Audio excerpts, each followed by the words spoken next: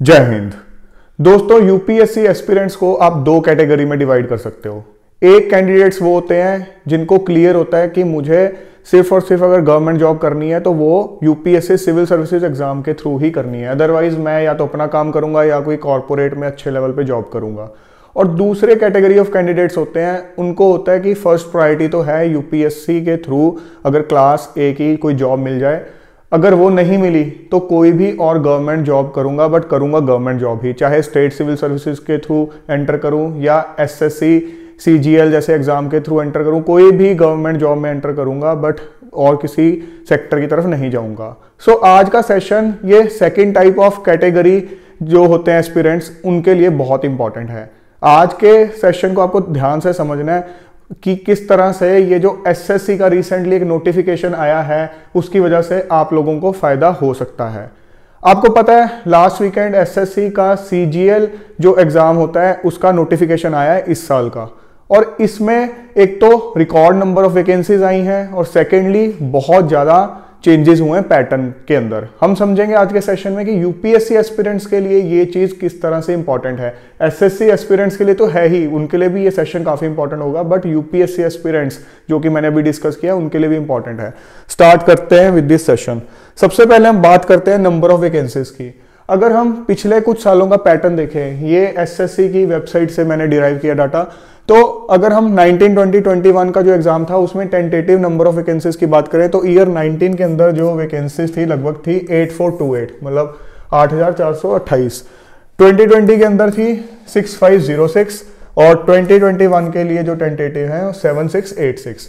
तो आप रफली कह सकते हो 7000 के आसपास वैकेंसीज रहती थी पिछले अगर 3 सालों की बात करें। बट इस साल जो नोटिफिकेशन आई है उसके अंदर लिखा हुआ है जो टेंटेटिव नंबर ऑफ वैकेंसीज हैं 2000 अप्रोक्सीमेटली 20,000, नियरली 3 गुना का एक इंक्रीमेंट आप देख रहे हो। 300% पे कहानी चली गई है। सो काफी ज्यादा टाइम से डिमांड चल रही थी कि नंबर ऑफ वैकेंसीज बढ़नी चाहिए। सो इस बार वैकेंसीज में एक बहुत बड़ा जंप है। अब मैं सिर्फ यही एक फैक्टर नहीं बोलूंगा कि ठीक है कि अगर आप यूपीएससी की तैयारी भी कर रहे हो तो आप बैकअप के लिए एसएससी सीजीएल एग्जाम की भी तैयारी करो, तो क्योंकि नंबर ऑफ वैकेंसीज बढ़ गई हैं, वो एक बड़ा फैक्टर नहीं है। बड़ा फैक्टर क्या है उसको समझते हैं। बड़ा फैक्टर है रिलेटेड टू पैटर्न चेंज। एक बहुत बड़ा इस बार पैटर्न चेंज हुआ है। अगर पैटर्न चेंज को आपको ध्यान से समझना है तो पिछले साल तक जो पैटर्न था और इस साल जो पैटर्न है दोनों के अंदर कंपैरिजन को समझना होगा। ईयर 2021 मतलब जो पिछले साल वाला पैटर्न जो एग्जाम का पैटर्न है और इस साल जो पैटर्न आया है, इसके अंदर अगर हम टीयर 1 की बात करें, क्योंकि आपको पता है 2021 का जो एग्जाम है उसके अंदर जो पैटर्न चलता है वो है tier 1, then tier 2, then tier 3, then tier 4। अब इस साल के और पिछले साल के अंदर अगर आप कंपैरिजन करोगे विद रिगार्ड टू टीयर 1 तो फॉर्मेट बिल्कुल सेम है। क्या होता था फॉर्मेट कि आपका एक पेपर होता था 1 घंटे का। अब उस 1 घंटे के पेपर में 4 सेक्शंस होते थे। पहला होता था जनरल इंटेलिजेंस एंड रीजनिंग जिसमें 25 क्वेश्चंस थे। हर क्वेश्चन 2 नंबर का होता था, 50 मार्क्स, और 1/4 नेगेटिव मार्किंग होती थी। मतलब अगर 2 नंबर सही के लिए अलॉटेड है तो 1/4 का मतलब हाफ मार्क, 0.5 की नेगेटिव मार्किंग होगी अगर आप गलत आंसर दोगे, 1/4 ऑफ द मैक्सिमम मार्क्स। उसके बाद जनरल अवेयरनेस की बात करें जो कि आप एक तरह से जनरल स्टडीज भी कह सकते हो, करंट अफेयर से रिलेटेड आपके जो भी हिस्ट्री ज्योग्राफी जैसी चीजें होती हैं, इसमें भी 25 क्वेश्चन आते थे और ये भी 50 marks, equal weightage. Again quantitative aptitude जिसमें आप मैथमेटिक्स को काउंट कर सकते हो, इसके अंदर आपके 25 क्वेश्चंस 50 मार्क्स के, सेम वेटेज चलती आ रही है। उसके बाद लास्ट होता था इंग्लिश कॉम्प्रिहेंशन और इसके अंदर आपके 25 क्वेश्चंस और ये 50 मार्क्स के। तो टोटल जो आपका ये पेपर होता था ये होता था 200 मार्क्स का। और इस साल भी बताया है टीयर 1 में सेम ऐसे ही होगा, सेम वेटेज, सब कुछ एग्जैक्टली सेम। अब ये जो पेपर होता था ये पूरा का पूरा होता था objective type, multiple choice question होते थे, एक ऑप्शन सही होती थी और अगर गलत आप दोगे तो आपको नेगेटिव मार्किंग मिल गई। हाँ, नेगेटिव मार्किंग ऑफ 0.5। अब चेंज क्या हुआ है उसको समझ लेते हैं। पहले हम एक बार थोड़ा सा डिस्कस कर लेते हैं कि अभी तक क्या फॉर्मेट आता था टीयर 2 के अंदर। टीयर 2 के अंदर पहले जो चलता है वो ये आया कि पहला पेपर होता था एक क्वांटिटेटिव एबिलिटीज का, जो कि आप कह सकते हो मैथमेटिक्स से ही कहीं ना कहीं रिलेटेड होता है। इसके अंदर 100 क्वेश्चंस होते थे, 2 घंटे का आपको टाइम मिलता था, 120 मिनट में 100 क्वेश्चंस आपको अटेम्प्ट करने होते थे। हर क्वेश्चन 2 नंबर का 200 मार्क्स का ये, और उसके बाद इसमें भी पहले की तरह 1/4 नेगेटिव मार्किंग, मतलब अगर आप गलत आंसर करोगे तो जितने मैक्सिमम मार्क्स है उसका 1/4 नेगेटिव मार्किंग, 0.5 आपके नेगेटिव होंगे ये हर एक गलत क्वेश्चन के लिए।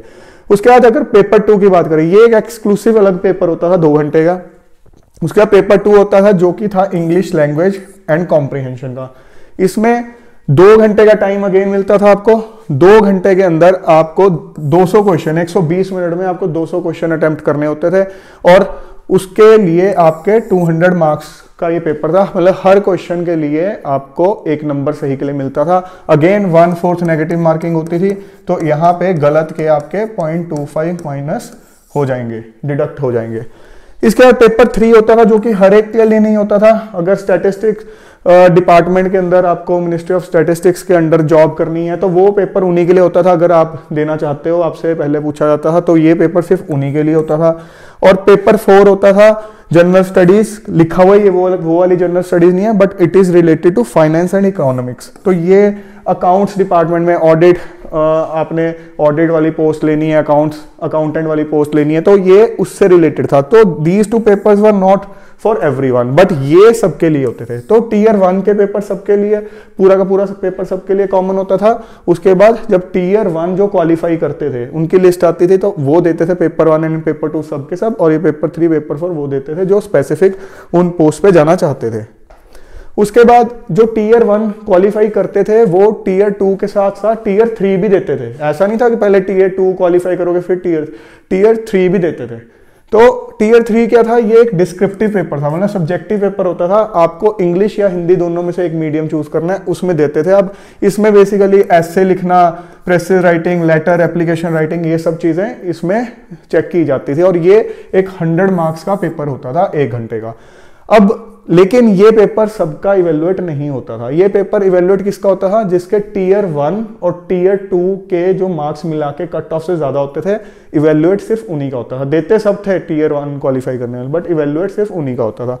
उसके बाद टीयर 4 होता था उन पोस्ट के लिए जिसके अंदर डाटा एंट्री स्पीड चेक की जाएगी, जिसमें डाटा एंट्री स्पीड आपकी अच्छी होनी जरूरी है। कंप्यूटर प्रोफिशिएंसी टेस्ट जिसके लिए चेक करना जरूरी है कि आपको कंप्यूटर से रिलेटेड अच्छी नॉलेज है कि नहीं है। तो ये भी स्पेसिफिक पोस्ट के लिए होता था, हर एक के लिए नहीं होता था। बाकियों का सिर्फ डॉक्यूमेंट वेरिफिकेशन होता था। तो मोटा मोटा आप कह सकते हो कि एग्जाम की बात करें तो 3 स्टेजेस थी, टीयर 1, टीयर 2, टीयर 3। ऑल्दो आपको टीयर 1 के बाद दोनों टीयर 1, टीयर 2 और टीयर 3 में अपीयर होना होता था। अब एक बहुत बड़ा चेंज ये हो गया है कि इस बार जो टीयर 1 है वो सिर्फ क्वालिफाइंग कर दिया गया है, सिर्फ और सिर्फ क्वालिफाइंग। पहले क्या था जो हमने बात की थी, टीयर 1 के अंदर जो आपके मार्क्स आएंगे पहले तो उसकी एक कट ऑफ होगी, फिर आप टीयर 2 में बैठोगे, टीयर 2 के मार्क्स आए, अब टीयर 1 और टीयर 2 के मार्क्स ऐड होंगे। अब टीयर 1 और टीयर 2 के जो कट ऑफ क्लियर करेंगे वो टीयर 3 के उनके मार्क्स इवेल्युएट होंगे, तो वो भी उसमें ऐड होंगे। तो तीनों के ऐड करके एक मेरिट लिस्ट तैयार होती थी और फाइनली आपको उसमें एक रैंक मिलता था। बट अब ये हो गया कि टीयर 1 जो है, फॉर्मेट सेम है टीयर 1 का, बट टीयर 1 सिर्फ और सिर्फ क्वालिफाइंग हो गया, उसके मार्क्स आपके मेरिट के अंदर इवेल्युएट करने के लिए यूज नहीं किए जाएंगे। कहानी सारी की सारी टीयर 2 पे आके बैठ गई है, और टीयर 2 का फॉर्मेट भी चेंज हो गया है। अब टीयर 2 के अंदर जो पेपर 1 पेपर 2 सबके कॉमन होते थे, उसकी जगह जो एक कॉमन पेपर है वो एक ही कर दिया है। किस तरह से कर दिया वो हम देख लेते हैं। एक ये पेपर 1 होगा जो कि होगा 2 घंटा 15 मिनट का। अब इसके अंदर पहला एक सेक्शन होगा, उसके अंदर 2 मॉड्यूल्स होंगे, मॉड्यूल 1 मॉड्यूल 2। मॉड्यूल 1 क्या होगा, मैथमेटिकल एबिलिटीज, जो आप क्वांटिटेटिव एबिलिटीज की हम बात करते हैं पहले, सेम उसी तरह से आप लगा सकते हो। बट यस, मैथमेटिकल एबिलिटीज की जब इन्होंने बात की है इस बार सिलेबस में, तो क्लियरली बहुत रिफाइंड तरीके से सिलेबस को डिफाइन किया है, और कुछ चीजें आपको नई भी सिलेबस में देखने को मिल रही हैं। सो थोड़ा सा वास्ट कर दिया है सिलेबस इसमें। तो इसमें 30 क्वेश्चन होंगे और हर क्वेश्चन 3 नंबर का होगा। यहाँ पे 2 नंबर का नहीं होगा, हर क्वेश्चन 3 नंबर का होगा। उसके बाद मॉड्यूल 2 में रीजनिंग एंड जनरल इंटेलिजेंस, ये सेम सिलेबस है पहले की तरह। इसमें 30 क्वेश्चन होंगे और हर क्वेश्चन 3 नंबर का होगा। सो ये आपका 90 मार्क्स का हो गया मैथमेटिकल एबिलिटीज, और 90 मार्क्स का हो गया आपका रीजनिंग एंड जनरल इंटेलिजेंस। उसके बाद इसी में सेक्शन 2 होगा, जिसके अंदर फिर 2 मॉड्यूल होंगे। मॉड्यूल 1 होगा इंग्लिश लैंग्वेज एंड कॉम्प्रिहेंशन का, जिसमें आपके 45 क्वेश्चन होंगे। अगेन हर क्वेश्चन होगा आपका 3 नंबर का, और ये आपका इंग्लिश वाला पार्ट हो जाएगा 135 मार्क्स का। उसके बाद मॉड्यूल 2 होगा आपका जनरल अवेयरनेस, जनरल स्टडीज, जो कि हम यूपीएससी में तैयारी करते हुए बोलते हैं। तो यहाँ पे 25 क्वेश्चन होंगे, हर क्वेश्चन 3 नंबर का, तो ये हो गया आपका 75 मार्क्स का। इसके बाद सेक्शन 3 आएगा। सेक्शन 3 क्या है? मॉड्यूल, इसमें 1 होगा कंप्यूटर नॉलेज मॉड्यूल। अब इसमें 20 क्वेश्चन होंगे और हर क्वेश्चन होगा 3 नंबर का, 60 नंबर का ये पार्ट। बट मेरिट इवेल्युएट करने के लिए आपका सिर्फ ये सेक्शन 1 और सेक्शन 2 ही यूज किया जाएगा। ये इसमें मार्क्स जरूर लिखे हैं इन्होंने कि 60 मार्क्स का होगा, बट इसमें एक मिनिमम कट ऑफ डिफाइन कर दी जाएगी और सिर्फ एक क्वालिफाइंग होगा ये पेपर। इसमें आपके मार्क्स ऐड नहीं होंगे मेरिट इवेल्युएट करने के लिए। फर्क अब आप ये देखो कि जो पहले फॉर्मेट था उसमें हमने क्या डिस्कस किया था कि यहाँ पे ये चीज जो कंप्यूटर प्रोफिशिएंसी टेस्ट है ये सिर्फ उन्हीं का होगा जो स्पेसिफिक एक पोस्ट होती हैं उनको चेक करने के लिए कि भाई उनके पास ये डाटा एंट्री स्पीड अप्रोप्रिएट है उनकी कि नहीं है, और कंप्यूटर से रिलेटेड नॉलेज है अप्रोप्रिएट कि नहीं। बट क्योंकि आने वाला टाइम आप देख रहे हो चेंज होता चला जा रहा है, कंप्यूटर हर पोस्ट के ऊपर आपको बेसिक कंप्यूटर नॉलेज होनी जरूरी है, एक बेसिक डाटा एंट्री स्पीड आपकी जरूरी है। सो उस लिहाज से अब चेंज ये कर दिया गया है कि ये सबके सब बच्चे जो हैं ये पेपर देंगे, बट क्वालिफाइंग होगा, मार्क्स ऐड नहीं होंगे। लेकिन जो पोस्ट पे इसकी इंपॉर्टेंस ज्यादा है, जो पहले हमने टीयर 4 में डिस्कस किया था, उनके लिए वो क्वालिफाइंग स्टैंडर्ड ज्यादा होगा in comparison to other post. ऐसे ही सेक्शन 3 की हम बात कर रहे हैं। इसमें जो सेक्शन 2 बोला हुआ है इन्होंने, ये 15 मिनट का अलग ये होगा, ये इस वाले पेपर वाले दिन नहीं होगा, अलग स्लॉट में होगा। तो यहाँ पे डाटा एंट्री स्पीड मॉड्यूल, अब ये भी सबके लिए कंपलसरी कर दिया है। बट अगेन इसका जो स्टैंडर्ड होगा वो जनरल पोस्ट के लिए कम होगा क्वालिफाइंग, और जो स्पेशलाइजेशन वाली पोस्ट हैं जिनके अंदर डाटा एंट्री स्पीड ज्यादा चाहिए उसके अंदर ये स्टैंडर्ड ज्यादा होगा। सो ये तो आपका ये हो गया आपका सिर्फ क्वालिफाइंग, इसमें मेरिट में ऐड नहीं होंगे। बट ये है आपका एरिया जो कि आपके मेरिट के लिए डिसाइड किया जाएगा। अब इस पर टीयर 3 वाली चीज ही खत्म कर दी, सब्जेक्टिव पार्ट ही खत्म कर दिया।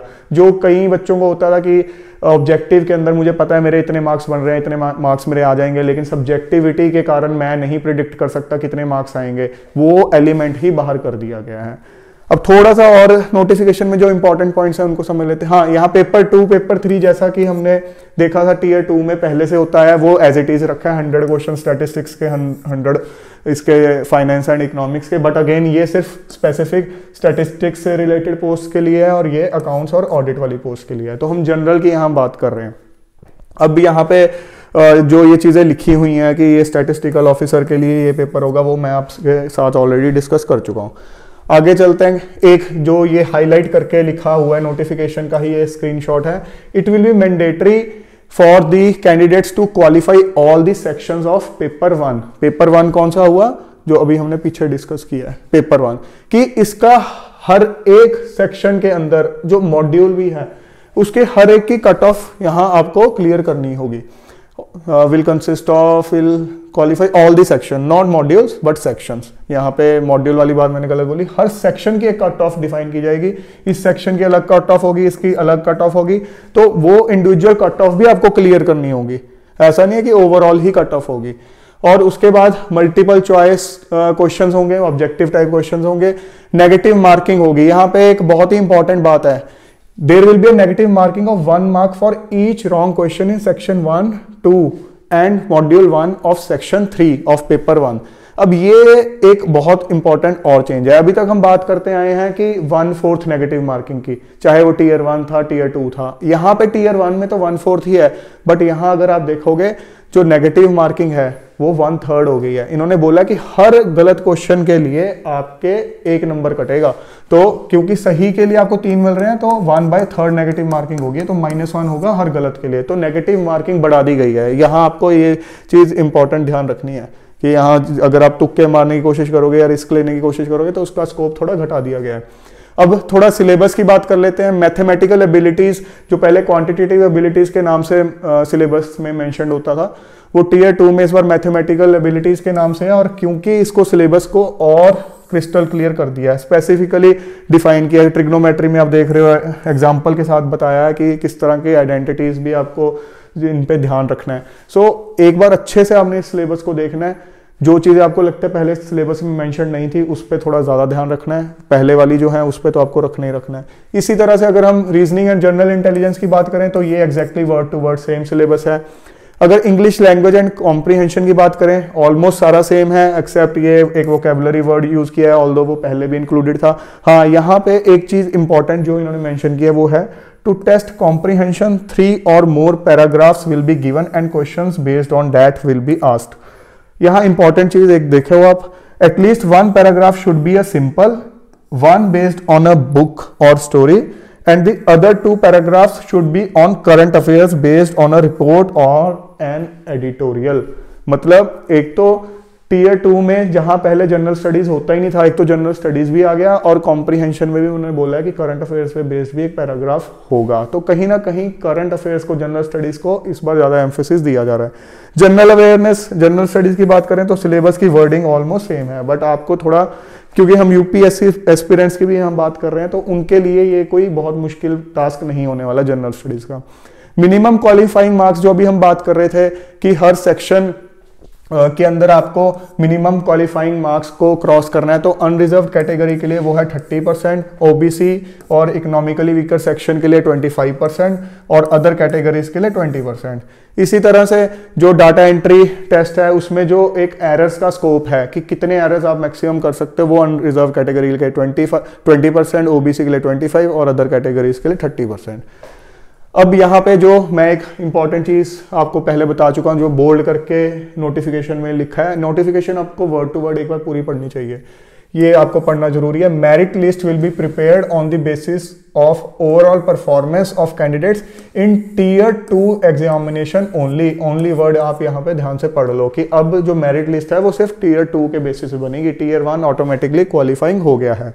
अब जो एक इंपॉर्टेंट चीज जिसकी वजह से मैं बोल रहा हूँ कि apart from number of vacancies बढ़ी हैं, वो तो आपके लिए एक अच्छी अपॉर्चुनिटी है ही कि आपके सक्सेस के चांसेस बढ़ सकते हैं। आगे कंपटीशन तो बहुत ज्यादा है, उसमें कोई दो राय नहीं है, बट नंबर ऑफ वैकेंसीज बढ़ने के अलावा जो एक मेन फैक्टर है जिसकी वजह से मैं बोल रहा हूँ कि यूपीएससी एस्पिरेंट्स के लिए ये एक अच्छी अपॉर्चुनिटी है, वो ये है, मैंने एक ये वैल्यूएशन किया कि पहले किस पार्ट की कितनी परसेंटेज थी, कितनी वेटेज थी टोटल आपके रैंक डिटरमिन करने में, आपकी मेरिट डिटरमिन करने में, तो मैंने परसेंटेज वाइज उसको बाइफरकेट किया सो डैट आपको पिक्चर क्लियर हो जाए। इस तरह से नोटिफिकेशन में नहीं दिया, बट ये आपके लिए मैंने किया ताकि आपको क्लैरिटी से समझ आ सके।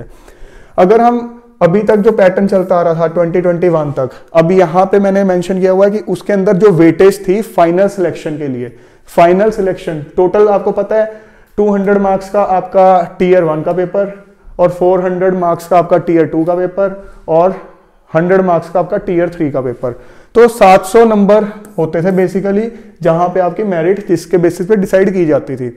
और जो मोटे मोटे हमने सेक्शन बनाए हैं वो है general intelligence and reasoning, general awareness जो कि आपका जनरल स्टडीज हो गया, क्वांटिटेटिव एप्टीट्यूड या मैथमेटिकल एप्टीट्यूड, इंग्लिश कॉम्प्रीहेंशन और एक लैंग्वेज का मैंने यहाँ लिख दिया है, ऑल्दो अब हटा दिया गया है, वो पिछली बार टीयर 3 तक था तो उसको भी हमने यहाँ मेंशन किया है। तो हम देख लेते हैं इन जो ये सेक्शंस हैं इनकी वेटेज पहले कितनी थी और अब जो फॉर्मेट चेंज हुआ है उसमें कितनी है। पहले जनरल इंटेलिजेंस एंड रीजनिंग की वेटेज थी 7.1%, 50 नंबर का आता था आउट ऑफ 700 जो आपके मेरिट में डिटरमिन करता है। अगर अब हम चेंज्ड पैटर्न की बात करें, अब यहां मैंने 2 कैटेगरीज बनाई हैं, 2 कैटेगरीज इसलिए बनाई है क्योंकि कुछ लोग आर्ग्यू कर सकते हैं कि टीयर 1 में भी ये चीज इंक्लूडेड है। ऑल्दो पहली कैटेगरी मैंने ये बनाई है कि फाइनल सिलेक्शन में कितनी वेटेज है, क्योंकि फाइनल सिलेक्शन अब आपकी सिर्फ टीयर 2 के बेसिस पे होगी, तो मैंने यहाँ पे टीयर 1 को इग्नोर ही कर दिया है क्योंकि आपकी मेरिट तो सिर्फ टीयर 2 के बेसिस पे आएगी और उसके जो टोटल मार्क्स हैं वो है 390। आप कंप्यूटर प्रोफिशिएंसी टेस्ट के हटा दो क्योंकि वो तो सिर्फ क्वालिफाइंग है। सो 390 में से अगर जनरल इंटेलिजेंस एंड रीजनिंग की बात करें तो वो है 90 नंबर का और उसकी वेटेज आती है 23.1%। कितना बड़ा जंप आया है ये, जनरल इंटेलिजेंस एंड रीजनिंग 7.1% से 23.1%। अब एक यूपीएससी एस्पिरेंट जो कि सीसेट की भी तैयारी करता है, क्योंकि सीसेट भी क्वालिफाइंग है यूपीएससी सिविल सर्विसेज एग्जाम के लिए, तो उससे एक्सपेक्ट किया जाता है कि वो इस पार्ट की अच्छे से तैयारी करे। आप उसको फॉर ग्रांटेड नहीं ले सकते, चाहे वो आपका क्वांटिटेटिव एबिलिटी हो, चाहे रीजनिंग वाला पार्ट हो, जनरल इंटेलिजेंस वाला पार्ट हो, जनरल स्टडीज तो आपको पढ़ना ही पढ़ना है, वो तो आपका एक कंपलसरी सेक्शन में आ जाता है। बट ये वाला एक बहुत बड़ा जंप आया है, सो आपको इस पे तो बहुत अच्छे से ध्यान देना है। आपकी सीसेट की भी तैयारी हो जाएगी, साथ में एसएससी सीजीएल की भी तैयारी हो जाएगी। और अगर मैं बात करूं कि अगर आप कहो कि 200 मार्क्स का जो टीयर 1 है, क्योंकि अल्टीमेटली आप ये तो कह नहीं सकते कि टीयर 1 की तैयारी नहीं करनी तो है टीयर 1 की, बट टीयर 2 की करोगे तो टीयर 1 की ऑटोमेटिकली हो जाएगी। तो अगर हम उसमें भी इसका देख लें कि 50 नंबर टीयर 1 में जो वेटेज है, तो भी आप देखो 23.7% है आउट ऑफ 590 मार्क्स। ये 590 कहां से आया, 390 में मैंने टीयर 1 के 200 नंबर जोड़ दिए जो टीयर 1 के थे, जो सिर्फ क्वालिफाइंग है। तो उसमें अगर देखोगे 23.7%। जनरल अवेयरनेस की बात करें, जनरल स्टडीज की, तो पहले वेटेज बिल्कुल ना के बराबर थी। बहुत बच्चे ऐसे थे इग्नोर ही कर जाते थे, और 7.1% है, कुछ क्वेश्चन उनको इधर उधर से सुने सुनाए आ जाते थे, तो सिर्फ 7.1%। और अब देखो 19.2%। और अगर मैं बात करूं पूरे प्रोसेस के अंदर कितनी वेटेज है, तो 21.2%। तो 3 गुना का जंप आप ऑलमोस्ट लगा सकते हो, 3 टाइम्स। तो जनरल स्टडीज जिसके लिए यूपीएससी एस्पिरेंट को एसएससी सीजीएल के लिए कोई एक्स्ट्रा तैयारी नहीं करनी है, उसको इतनी बड़ी एक एज मिल रहा है यहाँ पे। तो इसीलिए मैं बोल रहा हूँ आपके लिए बहुत बड़ी गोल्डन अपॉर्चुनिटी है। ये आप सी सेट की तैयारी में कर ही रहे हो, साथ में जनरल स्टडीज आपका वैसे ही कंपलसरी पार्ट है, तो ये आपके लिए बहुत इंपॉर्टेंट चीज हो गई। क्वांटिटेटिव एप्टीट्यूड की अगर हम बात करें, तो पहले 250 मार्क्स का था, अब कुछ लोग कह रहे हैं कि नंबर घटा दिए, आप मैक्सिमम मार्क्स भी देखो कि कितने हैं। तो उस हिसाब से देखोगे कि पहले इसका जो परसेंटेज था वो था 35.7%, 36%, तो बहुत हाई परसेंटेज था एक मैथमेटिक्स का। तो अब क्या है कि कुछ लोग ये बोलते होते थे कि इंजीनियर्स को इसमें काफ़ी एज मिल जाता है, कि ठीक है वो तैयारी किए बिना आ जाते हैं, बहुत कम तैयारी करके भी आते हैं, तो क्योंकि इसकी एक बहुत बड़ी परसेंटेज है तो उनको एक बहुत बड़ा एज मिल जाता है। बट अब इसकी जो परसेंटेज है घटा के देखो 36% से 23.1% पे कर दिया, सिर्फ 90 मार्क्स। और अगर हम ओवरऑल भी देखें प्रोसेस के अंदर तो 23.7%। तो वो कहीं ना कहीं एड्रेस किया गया इशू, सो दैट एक लेवल प्लेइंग फील्ड हो सके सबके सब स्टूडेंट्स के लिए जो अलग अलग ब्रांचेस से आ रहे हैं। इंग्लिश कॉम्प्रिहेंशन की बात करें तो इसकी भी पहले बहुत बड़ी वेटेज रही है, जो कि ऑलमोस्ट मेंटेन की गई है। पहले भी 250 मार्क्स 36% के आसपास पूछा जाता था, अब 135 मार्क्स का है 34.6%। सो सबसे ज्यादा वेटेज इंग्लिश की ही है। अगर अब हम बात करें, पहले मैथ्स और इंग्लिश की बराबर होती थी, अब सबसे ज्यादा हो गई है इंग्लिश की वेटेज, देन मैथ्स की, उसके बाद आप कह सकते हो जनरल इंटेलिजेंस एंड रीजनिंग की, और उसके बाद जीएस की। जीएस और इसकी आसपास ही है, ज्यादा फर्क नहीं है। और अगर हम लैंग्वेज की बात करें तो वो कॉम्प्रिहेंशन जो आपका सब्जेक्टिव पेपर था वो बिल्कुल हटा दिया गया है। सो इन स्टैट्स को देखने के बाद आप समझ सकते हो कि क्यों मैं कह रहा हूं कि यूपीएससी एस्पिरेंट्स के लिए, उन बच्चों के लिए जो कि ये सोचते हैं कि मुझे गवर्नमेंट जॉब में ही जाना है, इर्रिस्पेक्टिव ऑफ द फैक्ट कि मेरा यूपीएससी में निकल रहा है या नहीं निकल रहा। अगर आपको क्लियर है कि मुझे गवर्नमेंट जॉब में ही जाना है, तो ये एसएससी सीजीएल 2022 आपके लिए एक अच्छी अपॉर्चुनिटी है। अगर आप नंबर ऑफ वैकेंसीज को ध्यान में रखो, प्लस जो अभी हमने स्टैट्स एक बार समझे हैं, चेंज पैटर्न को समझा है, उन सब चीजों को ध्यान में रखो। So friends, my best wishes to all the candidates, all the students जो कि एसएससी की तैयारी कर रहे हैं। आपने घबराना नहीं है कि पैटर्न चेंज हो गया है। अगर आप सिलेबस ध्यान से देखोगे तो आपको कोई एक्स्ट्रा इनपुट खास नहीं देना है। हमेशा अब आप जब भी किसी कॉम्पिटिटिव एग्जाम की प्रिपरेशन करते हो, आपको किसी भी सरप्राइज के लिए हमेशा मेंटली प्रिपेयर्ड रहना चाहिए। और यहाँ पे आपको पहले से बता दिया गया है कि सिलेबस ऑलमोस्ट सेम है, पैटर्न इस तरह से चेंज हो गया है। डेफिनेटली बहुत लोगों के लिए शॉकिंग होगा, but you should always be ready for all such surprises. तो मेरी बेस्ट विशेस हैं, अपना पूरा एक बोल्डनेस के साथ अपनी प्रिपरेशन करो। अगर आप किस पहले वाले पैटर्न के हिसाब से कर रहे थे, थोड़ी ऑल्ट्रेशन करो, डेफिनेटली आप ये एग्जाम भी क्रैक कर लोगे। और यूपीएससी एस्पिरेंट्स को मैंने बताया है, डेफिनेटली आप ये एग्जाम दो, फॉर्म भरो, और इसको एज अ बैकअप प्लान आप ले सकते हो। सो फ्रेंड्स, जल्द मिलेंगे एक और नए और इंपॉर्टेंट सेशन के साथ। Till then keep grinding yourself and stay fit and healthy. जय हिंद।